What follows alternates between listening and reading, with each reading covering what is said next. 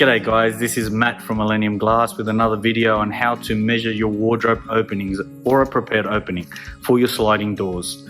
First and foremost, you're going to need a tape measure, a pen, a notepad or a piece of paper or somewhere where to write it down.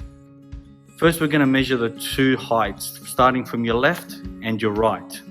You're going to start with measuring a meter down from the ground up to a meter on your tape measure. Mark the wall with a small pencil mark and then measure the height to that mark and add two sizes together. That will give you the overall height of your wardrobe opening on the left hand side. Now repeat this step to your right hand side, again measuring from the bottom 1 meter and then measuring the remaining balance. Okay, add those two dimensions together and you get your tight overall height.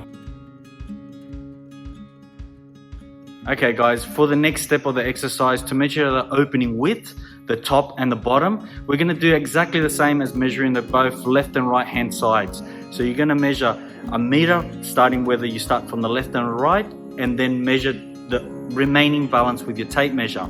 This is important guys as well with it because you're going to get an accurate cut to size aluminium. We can give your aluminium oversized if you prefer to cut it yourself. But if you don't have the tools on site to actually cut the aluminium, we would give it to you cut to size aluminium as recommended.